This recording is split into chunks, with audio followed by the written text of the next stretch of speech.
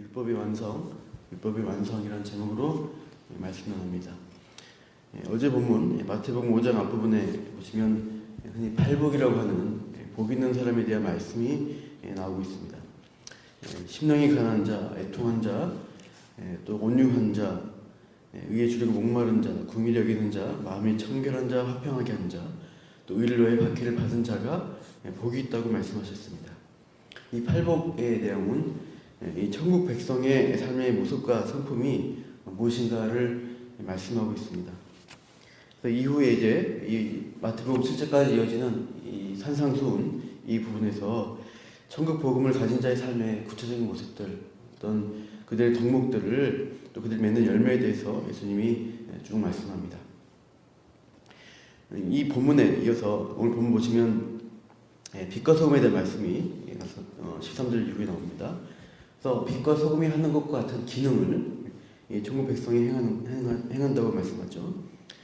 소금으로서 맛을 내고 부패를 방지하는 그 역할을 하는 것처럼 이 세상 사람들 가운데서 그런 영향력을 발휘하는 존재가 하나님 나라 백성이다 하는 것이죠. 또 빛으로 어둠을 밝혀서 사람들을 하나님께로 인도하는 그런 역할을 한다는 것이죠. 그들의 착한 행실, 우리들의 착한 행실을 통해 하늘에 계신 아버지를 그 영광을 드러내는 그분을 증거하는 삶을 살아가는 존재의 힘을 말씀하고 있습니다. 이렇게 복음에 대해서 복음 받은 자의 가진 자의 삶의 모습이 어떠한가, 은혜 받은 자가 어떻게 사는가를 묘사하는데 오늘 본문 또 17절 보면 갑자기 율법이 등장하고 있습니다. 17절 같이 읽겠습니다. 내가 율법이나 선지자를 폐하러 온 줄로 생각하지 말라. 폐하러 온 것이 아니요 완전하게 하려 함이라. 복 있는 자의 삶의 모습, 천국 백성의 복음을 가진 그 모습을 말하다가 갑자기 어떻게 보면 엄격한 율법의 잣대를 강조하는 말씀이 등장합니다. 완전하게 하시겠다라고 하죠. 18절 보시면은 천지가 없어지기 전에는 율법의 1.1획도 결코 없어지지 아니하고 다 이루리라 말씀합니다. 그러니까 율법의 조항들 한 점, 한 획조차도 없어지지 않고 천지가 멸망하고 종말이 올 때까지도 그 율법은 다 이루어질 것이다. 예수님은 말씀합니다. 그러니까 최고의 수준, 아주 강력한 수준으로 율법이 중요함을 예수님은 말씀하시고 있어요. 그렇다면 율법주의를 쫓는 이 바리새인과 같은 사람들의 입장이 맞는 것인가 생각이 듭니다. 지금 그들에 대해서 하신 말씀이 20절에 나오죠. 20절 같이 읽어보겠습니다. 내가 너에게 이르노니 너희 의가 서기관과 바리새인보다 더 낫지 못하면 결코 천국에 들어가지 못하리라. 서기관과 바리새인보다 더 나아야 된다는 말씀이죠. 그러니까 믿음과 은혜로 말미암는 구원, 율법에서의 자유 이런 것도 우리가 많이 생각하는데 예수님 말씀 한 거예요. 서기관과 바리새인보다 더 낫게 율법의 의를 완전히 순종해야 천국에 들어갈 수 있다. 더 열심히 율법을 지켜야 된다. 그런 말씀으로 보여집니다. 그래서 이 말씀, 이 뒤에 보면 산상수훈 뒤쪽에 7장 17절 한번 찾아볼까요? 거기 보면 신앙의 열매를 요구하는 부분과 연결되는 것을 볼 수 있습니다. 7장 17절 보시면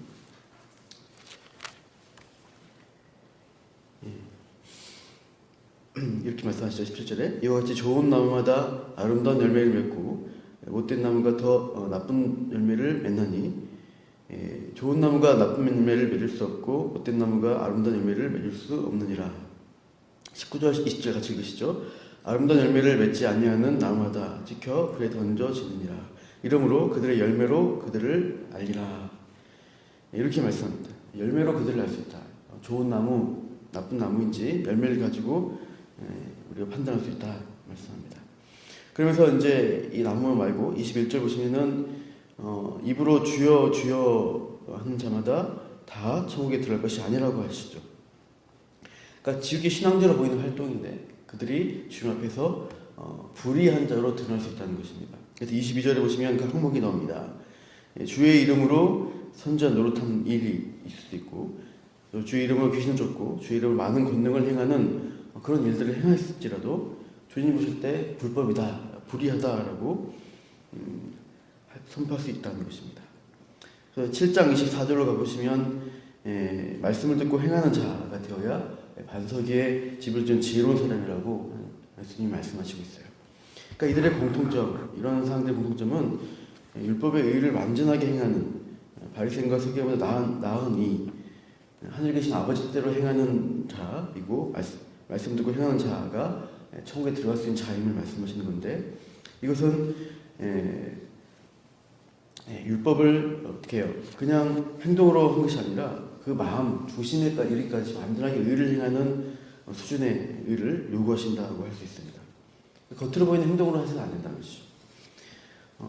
그래서 철저한 율법주의자보다 더한 완전한 말씀의 순종을 중심까지 지키는 것을 요구하시고 있습니다. 이것이 천국에 들어갈 수 있는 합격점이다 말씀하시는 거죠.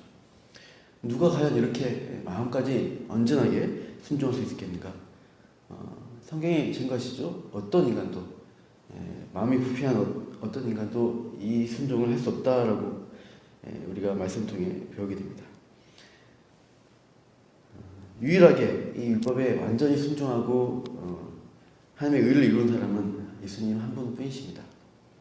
그래서 율법이 완성을 이루신다는 것은 예수님 한 분을 통해서 율법이 완전한 순종이 이루어질 것이고, 그 예수님 안에만 우리가 천국에 들어갈 수 있는 방법이 있다, 해결점이 있다는 것을 이 율법의 완성이라는 말씀을 통해 우리가 깨달아야 하는 것입니다. 하나님은 우리에게 구원의 방법을 주신 것이 대표의 원리입니다. 우리 각자가 어떤 것을 내가 율법을 지켜서 하나님 말씀을 지켜서 천국에 들어갈 수 있는 자기를 얻는 것이 아니라 어떤 한 분, 하나님이 구원을 이룰 수 있는 한 분을 보내셔서 그 안에서 천국 백성이 구원받을 것을 약속하시고 있어요. 제가 읽겠습니다. 로마서 5장을 보시면 이런 말씀이 나옵니다. 아담으로부터 모세까지 아담의 본죄와 같은 죄를 짓지 아니한 자들까지 사망이 왕노릇하였나니 아담은 오실 자의 모형이라. 아담 안에서 모든 자들이 함께 범죄해서 타락했다. 아담의 모형으로서 제시됐고, 그러나 이렇게 말씀합니다. 또 로마서 5장 17절입니다. 한 사람의 범죄로 말미암아 사망이 그 한 사람을 통하여 왕노릇하였은즉 더욱 은혜와 의의 선물을 넘치게 받는 자들은 한 분 예수 그리스도를 통하여 생명 안에서 왕노릇하리로다. 아담의 범죄로 모든 사람이 죄가 왕노릇하는, 죄와 사망이 왕노릇하는 상태에 빠졌지만, 이제는 한 분 예수님, 두 번째 아담이신 예수님을 통해서 생명이 주어졌고 은혜와 생명이 왕노릇하는 은혜를 받게 하시겠다라는 또 교리적 말씀이 있습니다. 오늘 본문에 예수님이 이 선지자 율법을 폐하러 온 것이 아니라 완성하신다는 것은 본인이 두 번째 아담으로서 하나님의 모든 말씀을 온전히 순종하실 것을 약속하시는 것입니다. 그래서 율법을 하나도 다 우리가 버릴 것이 아니라 예수님 안에서 그것들을 이루실 것이고, 예수님이 이루신 그 의가 겉으로 행동으로만 하는 서기관 바리새인보다 더 나은 의다는 것을 말씀하시고 있어요. 우리 이 시대에 살아오는 성도들, 지금 이스라엘에 있는 어떤 바리새인 철저한 율법주의자들, 우리가 그들의 행동으로서 그들을 도저히 따라할 수가 없어요. 그들은 구약 성경을 다 외웁니다. 그들은 철저히 모든 행동으로 어떤 율법을 지키고 순종하려고 애를 쓰고 있죠. 그러나 겉으로 하는 그들의 율법의 행동으로 그들이 이 천국 백성의 복 있는 자의 삶의 모습을 보여주지 못해요. 마음속으로는 타락한 아담의 후손의 상태가 그대로이기 때문이죠. 그래서 겉으로는 순종하는 것처럼 보이지만 얼마나 많은 거모술수와 살인과 미움이 가득한지 모릅니다. 이스라엘 국가가 지금 행하는 팔레스타인 주변의 국가에 행하는 것들 보면은 그런 살인과 어떤 기본 폭력적인 행함들이 많이 드러나고 있습니다. 우리 성도의 삶도 겉으로 순종하려고 한다면 모순적이고 이중적인 삶을 살 수밖에 없어요. 진정한 천국 백성은 예수님 안에 그들이 예수님이 이루신 율법의 순종 안에 들어가서 그 은혜를 값없이 누리는 것입니다. 예수님이 우리 안에서 우리 중심권에서 살아 계시면 우리는 그 성령 통해서 하신 말씀에 귀를 기울이고 참으로 날마다 회개하며 순종의 삶 가운데 나아가는 것이죠. 그렇게 살아갈 때 우리가 빛과 소금의 역할을 감당할 수 있다는 것을 알 수 있습니다.